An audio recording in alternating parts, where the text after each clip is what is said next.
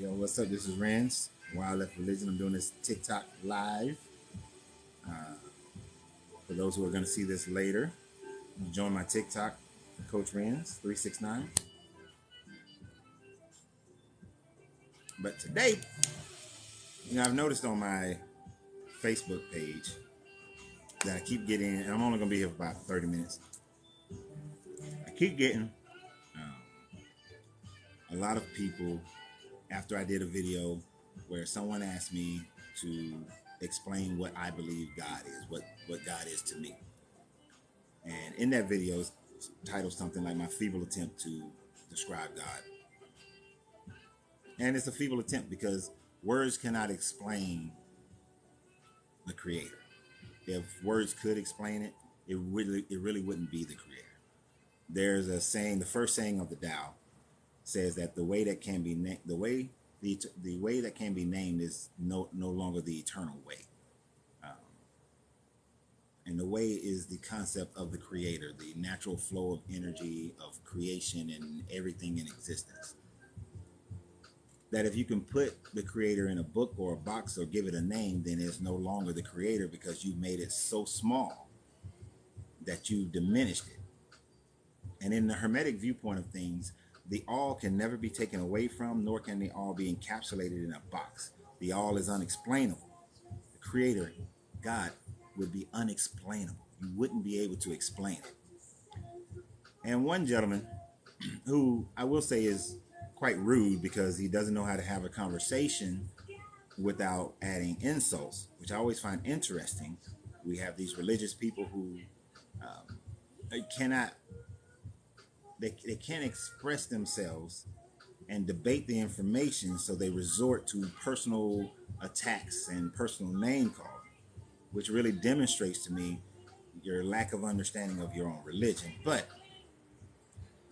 one of them was asking me to prove my idea of God, which I find interesting because the person even asking the question, I could be the guy that goes back, "How you doing?"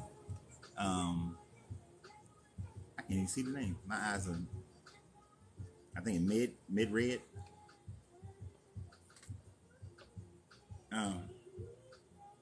Because that person wouldn't be able to definitively prove their God exists, their version of God. And this person is a Christian, and they wouldn't be able to prove that their version of God existed.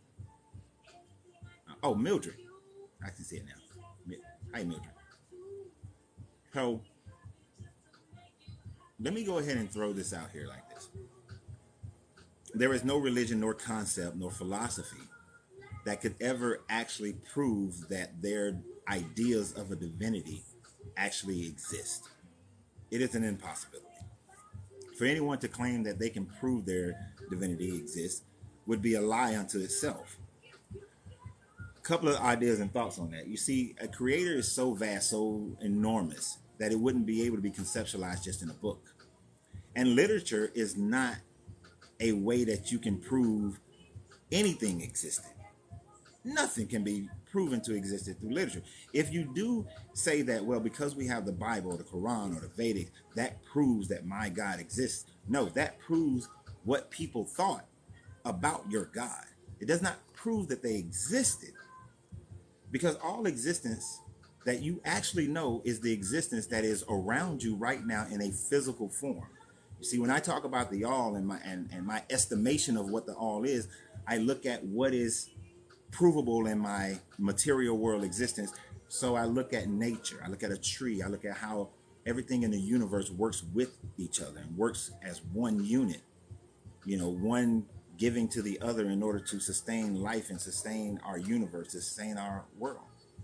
But when you try to add in and say that literature proves your God existed, or literature proves that Yeshua existed, literature, if that's the case, then it will be viable for me to say that since literature is the proof, then Spider-Man exists, Batman exists, Superman exists.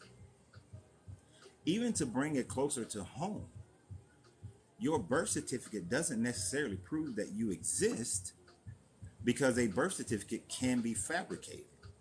It can be created. the fact that you can say that, well, I have a great great great grandfather. Actually, there's a gentleman who comes in here, right? And his family lineage goes back to Nat Turner, right? Now, because he exists, does that mean Nat Turner existed? Because the way of his proof is through the word of mouth of his family and birth certificates, up until the point where birth certificates were actually a normal thing. Because if you go back 150 years ago, birth certificates wasn't something. Like, when I researched my family, one of the things I had to go to is, and many of you probably experienced this, where your grandmother had that Bible, right? And they would record births, deaths, and marriages in that Bible. Then you go to whatever church your family came from. I had to go back to the church. My grandmother grew up in Carrollton, and find the church Bible. And that church Bible had, you know, they recorded deaths, births, and marriages prior to the state recording births, deaths, and marriages. Right? Now, oh, I'm gonna get to that part in just a minute. Why I can't see these names right? Child of God. Because DNA is what child of God is talking about. DNA is something that you can only use in more modern times. So if you were to, like, when they go to Egypt and they find these mummies, now the inscription on the mummy on the tomb says Tutankhamun, and then the mummy, because mummification is the only way that a body can be still in existence. Like, there are no bodies of any of the patriarchs and matriarchs in the Bible. There are no bodies. There's no bodies found, right? So you can't have. There's no DNA proof. And even if you found a body, the body, and take that DNA, it doesn't prove that the inscription is correct. If you go to, I think it's St. Peter's Basilica in Rome, they have some bodies in a tomb, and they say that these are the three wise men. These are the three magi. You basically have to take their word for it, because you can extract that DNA, but there's nothing to compare that DNA to. You cannot compare that DNA to DNA of the three magi at the time of birth, and DNA was taken, and now you can compare the two and verify that those are the three magi. You literally have to take the word of those people. So we have to, even with the body of Tutankhamun, we have to take the word of the people who wrote on the inscription that is the body of Tutankhamun, right?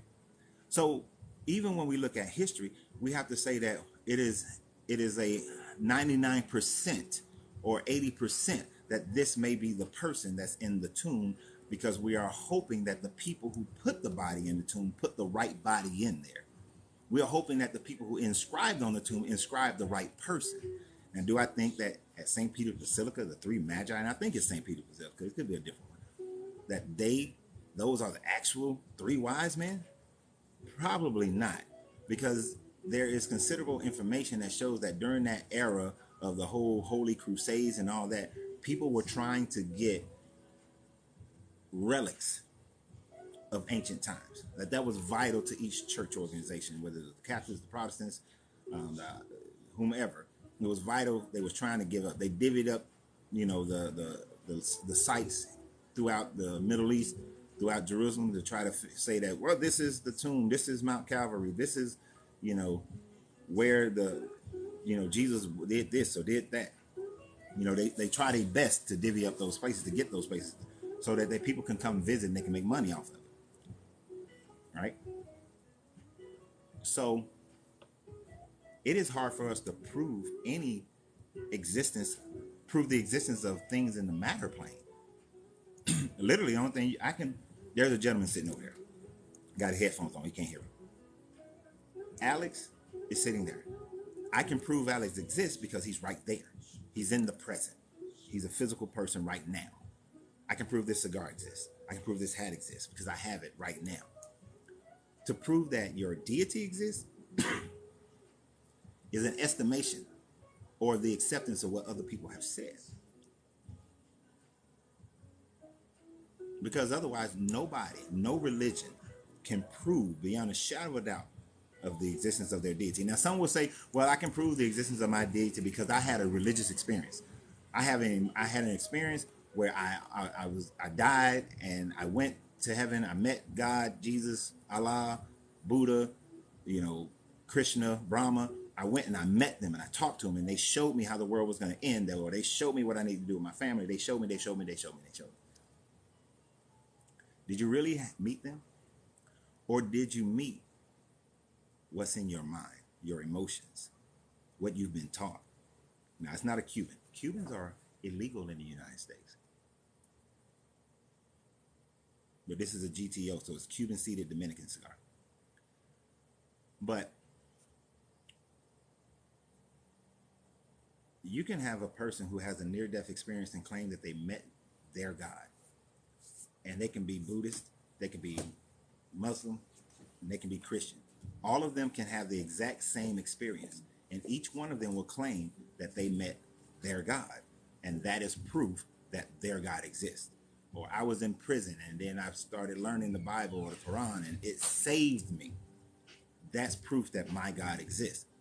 That is proof that you emotionalized the teachings and you made that fit into the narrative of your God. That is not proof that your God exists, because if I can take 10 people and they all have the same experience, but they attribute it to something else, some other deity, that is not proof of any of those deities being a whole reality. It is merely your reality. It's what you believe. It's what your mind has conceptualized. But at the end of the day, it's an emotional response that's within you. This is why I will say often, the Godhead is inside you. There's a teaching from the Vedics where the man was misusing his Godhead on earth, and the other deities of Brahma was like, hey, we need to take man's Godhead.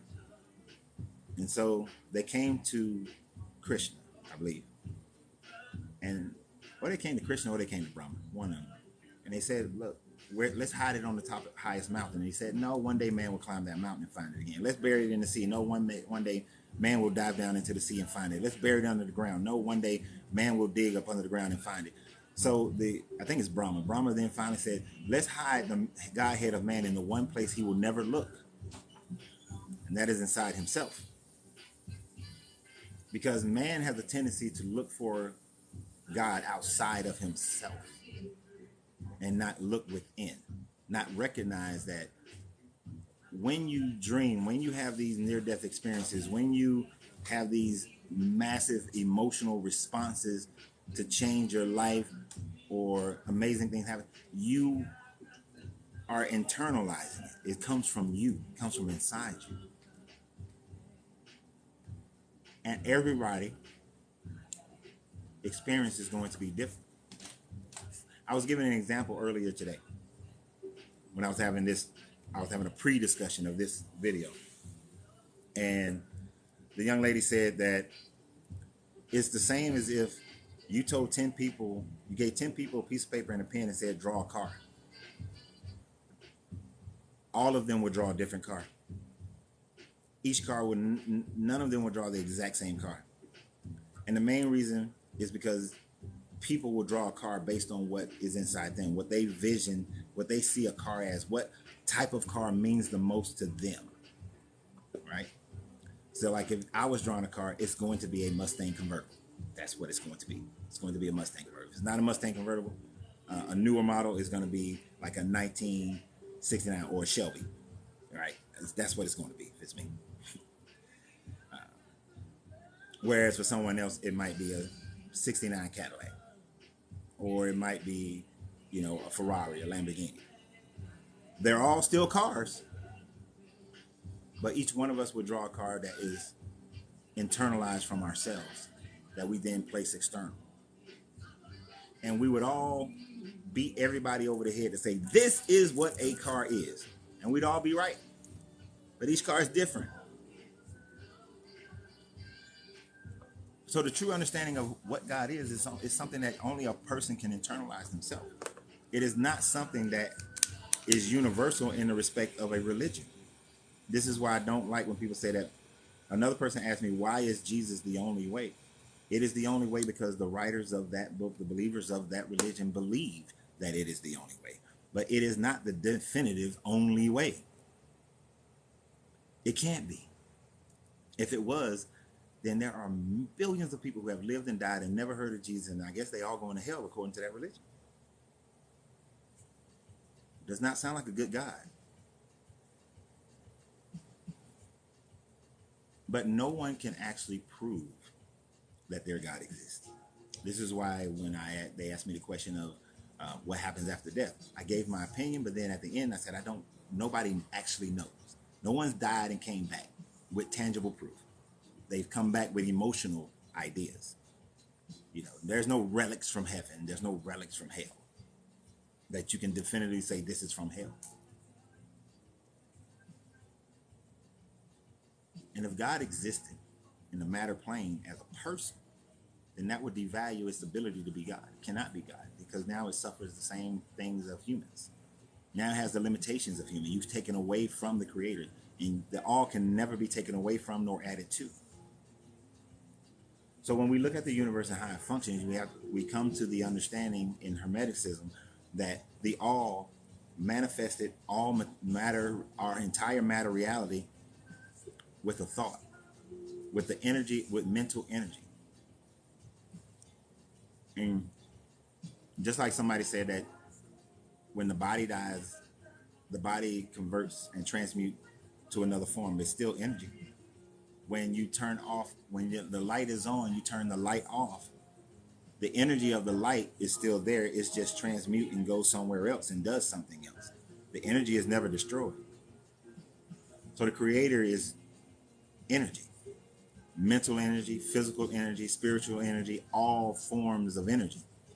Forms of energy that we have no idea what it is.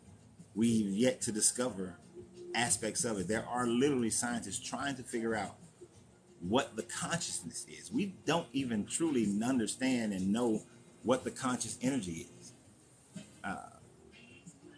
Egyptians thought that the consciousness, the soul, the ka, existed in the heart, which is why they pour the brain out when they're embalming. They pour the brain out of the nose, throw that away, but the heart is placed into an alabaster jar most of the time and placed in the tomb with the body, because they believe the ka, the soul, was in the heart.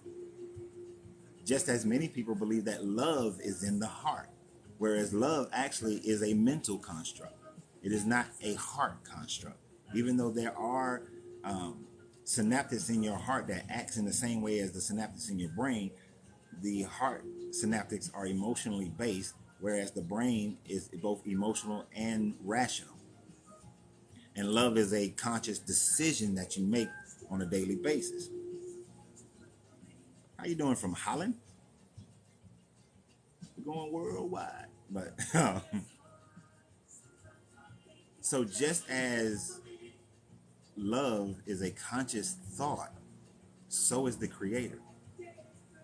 And if literature, if artifacts that other people wrote and created was proof, then that would prove that Zeus exists. That would prove that Mithra exists. That would prove that Hercules exists. Although Hercules did exist, it is thought, based on historical writings and things of that nature, that Hercules existed as a king of Argos, but then was legendized into the son of Zeus. And, after he died, he rose up into the heavens. Did a king of Argos exist who was named Hercules or Heracles? There's evidence that it's a possibility. 100% definitive proof? No. 200 years from now, unless if all the videos I've ever made are gone and all there is a birth certificate, it proves that about 99% I was probably a person that existed. But, and as I'm being asked right now from Eric, how do you prove you exist? The only way to prove that I exist is that you can see me, touch me, feel me right now. That in this matter plane of existence that we dwell in right now, where we have a solid form, I exist. But I only exist in the consciousness of the Creator. Just in the same way, I'm a person, and I've always found it interesting, and I actually been messing with a young lady about the fact that I dream every night. Every night I dream. And I can have 3-4 dreams in a night, right? While I'm asleep, while I'm dreaming, everything in my mental universe at that moment exists. And although I'm very good at lucid dreaming, where I can change the dream and manipulate the dream, most of the time I can't. And for the time that I'm dreaming, those worlds, that universe is real. It's just as real as right now. So the all constructs us in the same way, as a dream, as a mental thought. You have an idea, like this cigar lounge that I'm in. This was a mental thought of mine. I designed it in my mind first. I saw it in my mind, right? And then as I took steps and processes, it materialized into what it is right now, a real thing. You can walk in the door, you can touch it, feel it, you can buy a cigar, you can have some drink, you can sit here, you know. So it exists as far as my ability to know existence. Like Eric, the only way I know you exist right now is that you are typing right here, but you could be an automated robot for all I know, or a bot, you know. I don't know if you actually are a person. Now, if you walked in this door and I shook your hand, because I can touch you, feel you, you exist for me and my concepts and my understanding of existence. So does a birth certificate prove that I exist? No. Videos help because of our technology, that at least this person was sitting here talking. My children being born could not have been born without my existence. So without me providing the seed to encapsulate in the egg and create and manifest my children, they would not exist. So in order for my kids to exist, I exist. I had to exist. Their mother had to exist. Our parents had to exist. Our grandparents had to exist, and so on and so forth down the line. You could use that as a means of saying these people existed. But it's easier for us to do that in today's world because we can actually prove that lineage biologically to a certain extent.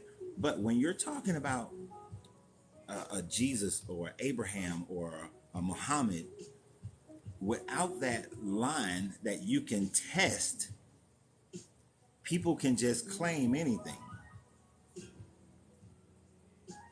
If you go back into history and you look at Charlemagne claimed to have come from the line of Jesus through the Merovingians.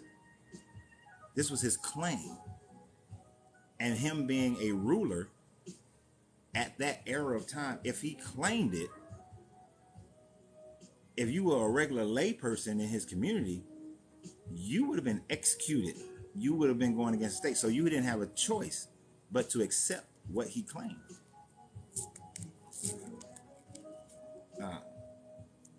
But without DNA from Yeshua, and then everyone down the line, no one can claim a bloodline, right?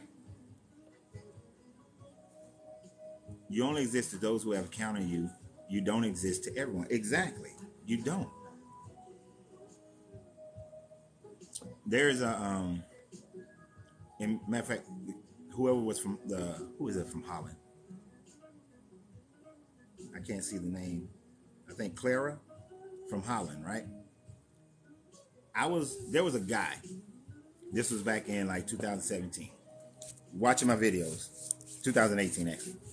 Watching my videos, and he said, "Hey man, he lived in Holland.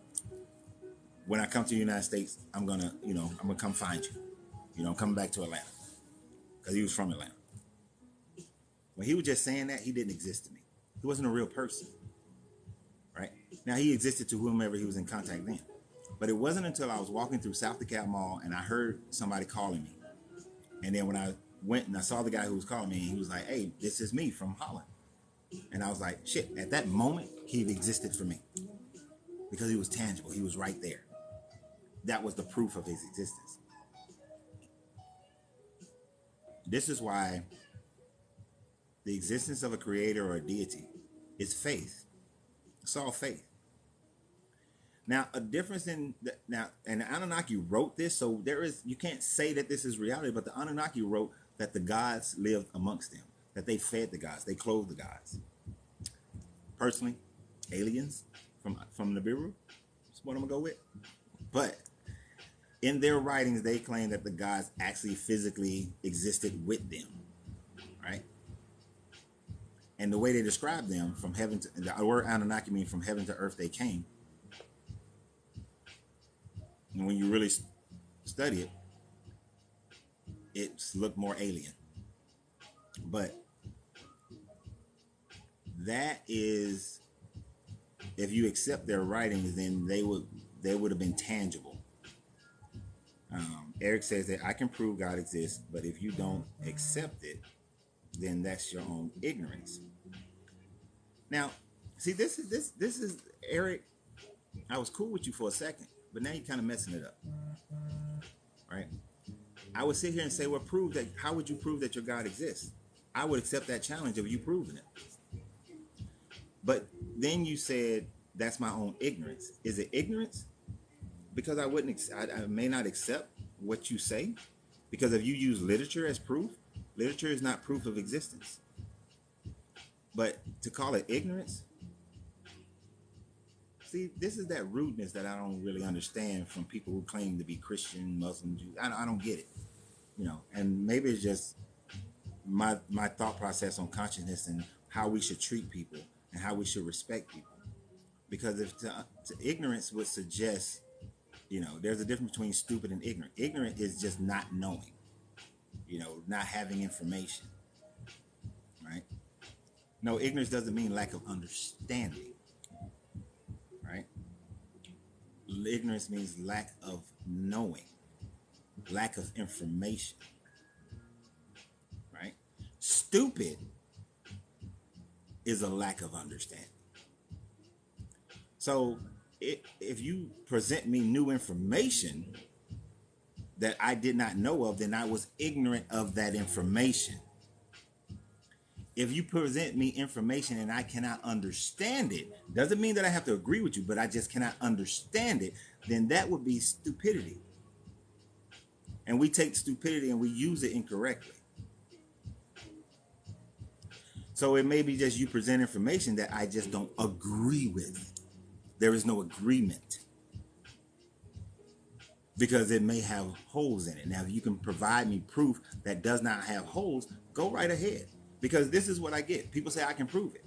But yet, they never provide the information to be able to prove it. And I will tell you right off the bat, if you try to use literature as your proof, literature has so many holes in it. Just as I said in the beginning of this, if literature is the proof, then that would mean the literature about Zeus is proof that Zeus lived.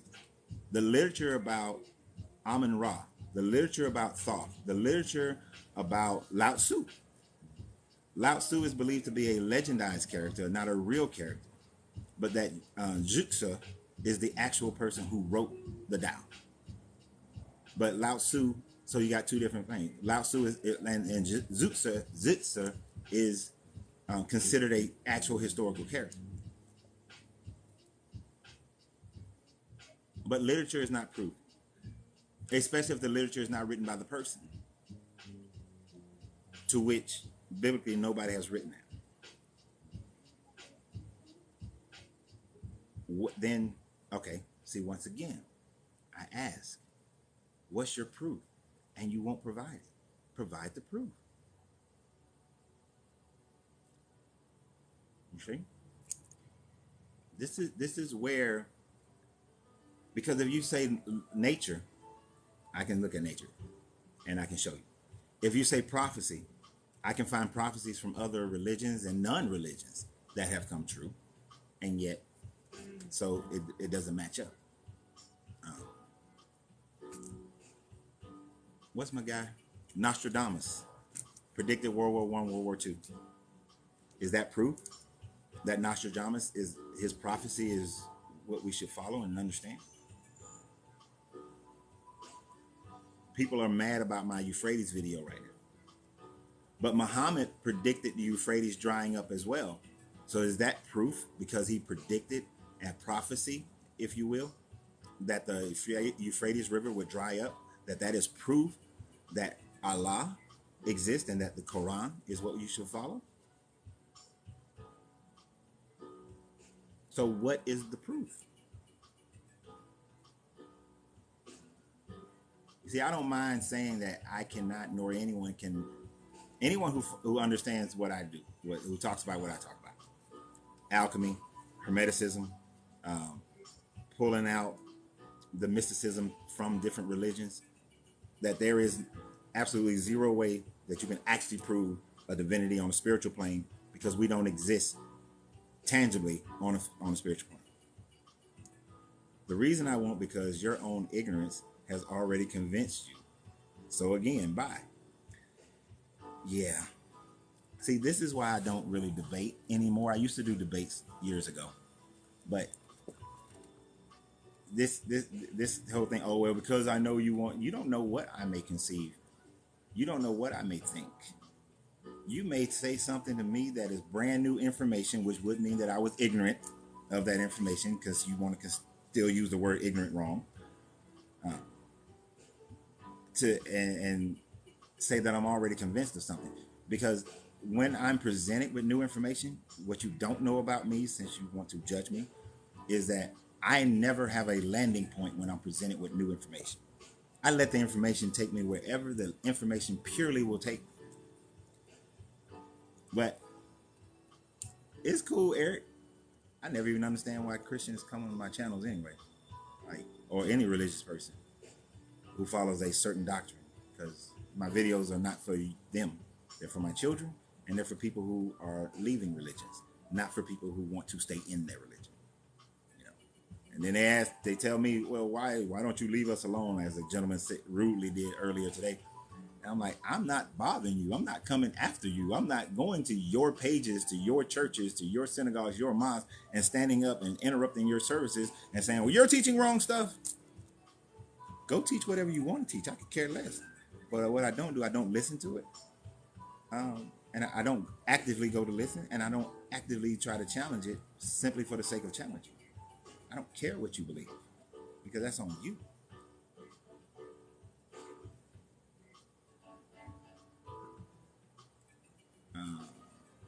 Don't worry about biblical literature. It's only for 1/10 of mankind, and out of that, 1/3 will adhere.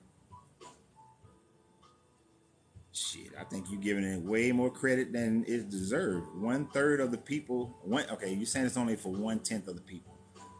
I don't know if you're a Christian or not, or if you said Judah priest, so I don't know if you're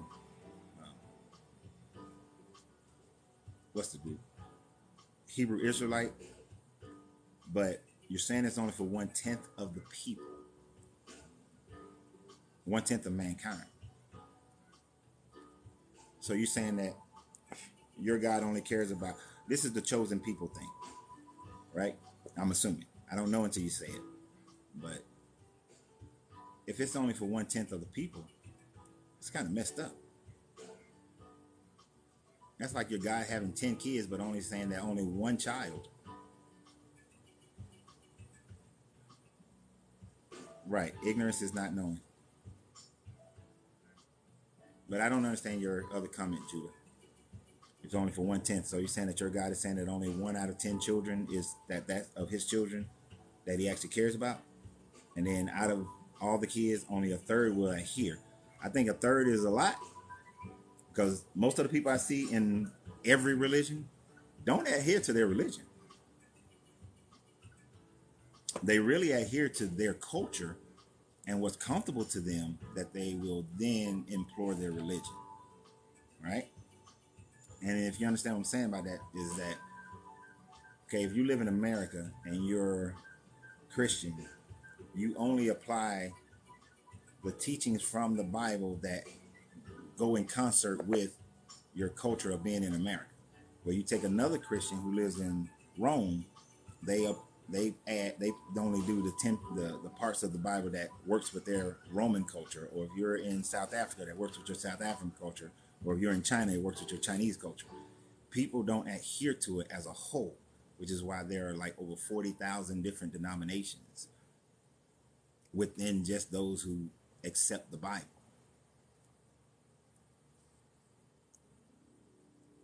And you're saying that I'm correct that your God only message is only for 10% of the population. So what happens to the other 10%? I mean, the other 1 out of 10. So what happens to the other 9? Your God just don't care about them? That they're just cannon fodder? The Bible is about a select priesthood and its king and those who will be shepherded and those they will shepherd. So in that, you're saying that the Bible is only to be understood by those who will be kings and priesthood, royal priesthood, and then they are to shepherd the rest of the people. So that is inclusive for the rest of the people, but they're just supposed to follow the leadership. Right. They will be the flock of the shepherd. Okay.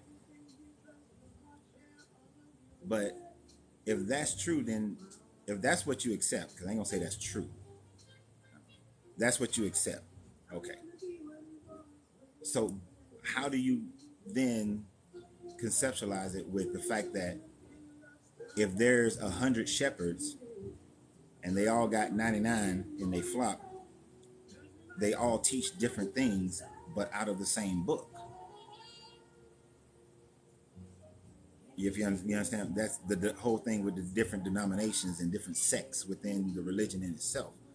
So how would you determine which shepherd is shepherding correctly to get you to your promised paradise?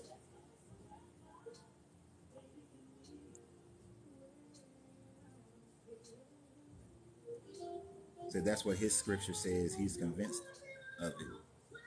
Right. The shepherd will teach one truth, but the shepherds don't teach one truth. And I think that's what Crispy. This red shirt is really throwing off to be able to read the names. So if I say a name wrong, please forgive me.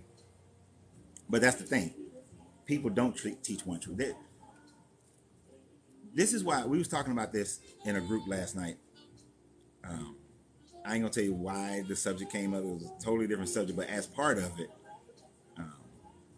the reason why Constantine had to get a grip on Christianity in Rome, because you had, for the couple of 100 years Christianity was around, different people teaching different things who all claimed to be teaching the correct information from the teachings of Yeshua. And they was arguing and fighting to the point where, just as the Jewish Messianic revolts were happening during the era of Vespasian could have destabilized the Roman government, the Christian fighting amongst themselves could have destabilized the Roman government. And the Roman emperor's job is to maintain the Roman Empire. That's his whole solid job. So even when there is not one religion I found that there is one, that the shepherds teach the one truth. You said not now because there are false shepherds, but there's always that. When there's always been dissenting ideas, and this is why you can't prove God. There's always been dissenting ideas of what to shepherd, what is the one truth. And you will always have that because everybody will create and manifest what the doctrine is based on their own experiences and their own understanding, right? And I know your book says do not be given unto your own understanding, but whose understanding are you going to come from? You can only come from your understanding. You cannot come from anybody else's understanding. And a big portion of your understanding comes from the culture that you have grown up in, that you've been a part of, that you've experienced. Like, I forgot who said it earlier, that I only know who exists based on who I've ever been in contact with. You only know your concept of the creator and what is truth based on what you have experienced. Because And even experiences that are similar, like I said, the guys who go to prison and they come out of prison. If I went to a Turkish prison, I will come out with a different understanding. And I read the Quran, I will come out different with a different understanding of the Quran. If I went to an American prison and I read the Quran, I will come out with a different understanding of the Quran, simply because of where I went in. And then my childhood and my young adulthood life and so on and so forth would all play a factor in what my conscious understanding of that same book would be. Which is to say, there is no one truth. There is no one truth. Hence why people have read the books and they all have differences. This is why what Protestantism wouldn't even exist if it wasn't for Martin Luther finding disagreement with how the Catholic Church was using the Bible and creating their own doctrine. And then he wanted to reform the church. He wasn't even trying to create Protestantism. But then out of Protestantism, because Baptists said you have to be submerged, Methodists said that there's a methodology to how you worship. And then AMEs, and everything just broke up. There's a reason why AME says American, African, I forgot damn what it's called, what it stands for. But there's reasons why they have all these different denominations, because people came away from reading the same books with different thoughts. And that's something that you will always have. You're always going to have different people with different thoughts based on their culture and their upbringing.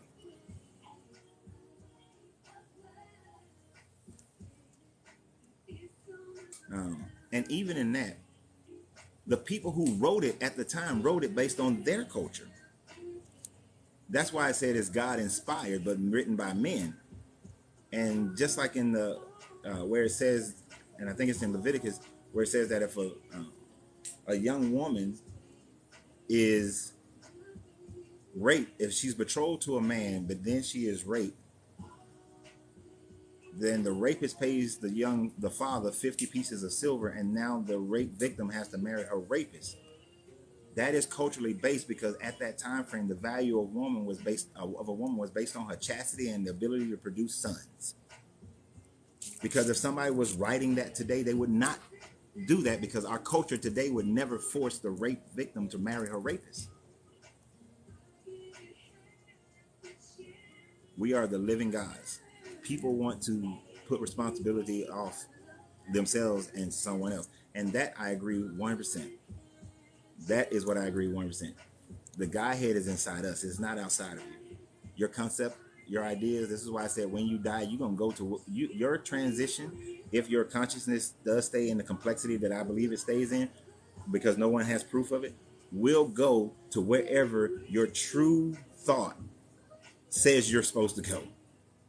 Some of y'all gonna see Jesus, some of y'all gonna see Allah, some of y'all gonna see Buddha, some of y'all gonna reincarnate, some of y'all gonna do all that stuff. That would be the thinking of man. Mindset is the account of the Bible, not carnal solution. None of it is a carnal solution. I wouldn't say that. But yeah, all of it is the mindset of man. There is no one truth, my guy. There is none. Because the only one truth is the one truth you have for yourself and your thinking. Yeah, you may be surrounded by others who agree with you to a certain extent, but I guarantee if you keep digging with another person and going over every aspect of it, you will start to find divergences. You will start to separate. You will start to think differently, teach differently. I did a video that upset a whole lot of, I did this video 6, 7, 8 months ago. Forgot what it was about. But a lot of the Hebrew Israelites were irritated. Oh, the video was, why do Hebrew Israelites, why do y'all got to insult and yell and cuss and if you're not winning the debate, you want to get violent and want to fight. Now, I had the Hebrew Israelite coming on there calling me names, you this, you that, and ready to fight, tech-wise. But at the same time, I had a bunch of other Hebrew Israelites saying, nah, man, that's not all of us. That's only certain ones. That's because they believe this and they follow that. And that's this is the environment they're coming out of. This is So there was a separation even in that thought. You see what I'm saying? And I'm glad that I did that video, because I was glad to see a different side of Hebrew Israelites, because all I had experienced of Hebrew Israelite were the guys out there who, if they challenge, if they question me and I don't agree with them, and then I go toe to toe with them and win some of the arguments, they're ready to fight. You know, I was in New Orleans a couple years back having that argument. That was in 2018. And all of a sudden, I'm surrounded by 40 of them, and they all wanted to fight me and jump me. You see what I'm saying? There is one truth, but there are many opinions. What's the one truth? That's the thing. You can't, the opinions keep it from being one truth because nobody knows that. No one can say that this is the one truth because your opinions are going to change and say that that is not the one truth. This is the one truth because of my opinion. And nobody can prove what is the one truth. This is my whole point of nobody can prove the creator. Not definitively. Let me tell you when you'll be able to prove the creator. When you die. When you leave this existence and don't come back. When you leave this existence, wherever you go, whatever happens. That may be, and that's a possibility. Can't even 1% say that. Because you can't 1% say what happens after. It is only opinion, as you said, that determines that. I'm going to have to get off here in a few minutes because I just had another person walking to the lounge. I wanted to start this earlier at noon when I knew I would have at least an hour. I don't mind that guy. He always puts the headphone on, but the other person walks in. You know, we don't, in the lounges, we don't have conversations. And there's certain groups of people you can about politics, religion, and gender. We kind of leave those out. HBIs are persuaded through the promise of revenge violence as part of prophecy. Yeah, and I realize that anger, the ones that do that are pushed by anger and the fact that they have suffered oppression, that they have suffered under this government that we exist in. That, you know, I find that when I talk to a lot of them, I'm in Tallahassee. No, I'm in Atlanta. Well, Stone Mountain, Georgia to be exact, but suburbs of Atlanta. That when I talk to a lot of them who go through the anger and the frustration, they'll yell at people talking about, we're going to be raping your women and marrying 12-year-olds and all that kind of stuff. And that those are the ones who oftentimes have poor upbringings, violent upbringings, suffered, weren't able to, you know, take advantage of what opportunities that are here in this country. Granted, there are so much that you have to overcome as a black man in this society, more so than anybody else. Those are the ones I find who go that route. The ones who had a easier, better life, those are the ones I find who have been, you know, I can actually have a conversation with. Like Judah, you seem like a guy I can actually have a conversation with. Which I said on a whole nother video yesterday that we could disagree, but I guarantee if you got to know me, you'd be like, hey, you know what, I like that dude. But because beyond this kind of stuff, I talk about so many other things. I have so many interests in so many other subjects. And I generally I just have fun all day. That's one reason why I open the cigar lounge, because we just have fun all day. But that goes into my point that because of culture, because of upbringing, we come away with different concepts and ideas and thought processes on what the truth is, who the creator is. And that's why there cannot ever be one truth, and there will never ever be one message. You know, there will never be it, because people will have differences of opinion. Just like right now in Iran, you have women who are taking off their headdresses because they are saying, to hell with this bullshit of the what's the police called? They actually call them the what do they call? I can't think of the word, but they make sure that they stay in line with the culture, with the idea, the personality, with the subjugation of women. Can't remember what they call them, but you have that going on, and these women are defying it because they are not the women of 50 years ago or 100 years ago. that their government can't just brutalize them as they used to be able to and keep it quiet. That information does get out. That even though they're trying to censor WhatsApp and the internet and that sort of thing to keep that information in there so that the world don't know the brutality that they put these women through just because they show their hair. But that goes into what they believe the one truth is, that a woman's head is to be covered. That the glory of a woman is her husband and her children. And they know that most of the world will not accept that. And they're already heavily sanctioned. And they're tired of being sanctioned because of that kind of thing. Their truth is starting, it's different, it's changing, although they read from the same book. So we can't prove it. But I'm going to get off here before I start getting some dirty looks. Because this is not a place for that. If I had an opportunity, traffic is why I didn't start this video earlier. Okay, but they over there whispering, so maybe I can stay on here a little bit longer. Can I stay over here a little bit longer, or is my attention required right now? My attention is not required right now? I feel some kind of way that my attention is not required right now. I'm not feeling the love. Y'all don't care about me? We do. You see how they treat me? We love you, honey. You see how this is some straight up BS. That's how they treated me last night at the lounge too. There was we had this question of if you got to be trapped on a desert island with somebody, who would you pick? And one lady, she didn't even hesitate and she picked Ghost. And I was like, God dog, you could at least thought about it. I got some skills, I can build something just because he know how to build houses and all that. But anyway, ain't got nothing to do with this conversation. So I can stay on here a little bit longer. I was really hoping that somebody would come on here and actually provide some kind of proof. Right? But as Eric came on here and Eric left, they'll say that they have proof, but they can't prove it because literature is not proof. Your personal experiences is not proof, right? It's not proof for anybody outside of yourself, let me put it that way. Your personal experience is only proof for you, but outside of yourself, it's not proof for anybody else. And there is actually no way, if a being came down and said that it was God, and then it showed miracles and wonders, I guarantee 99% of the people, I ain't gonna say 99, because I'm gonna say 90% of the people will say, no, you're an alien from another planet, and no, you just have technologies that are far beyond ours. You have science that knows more.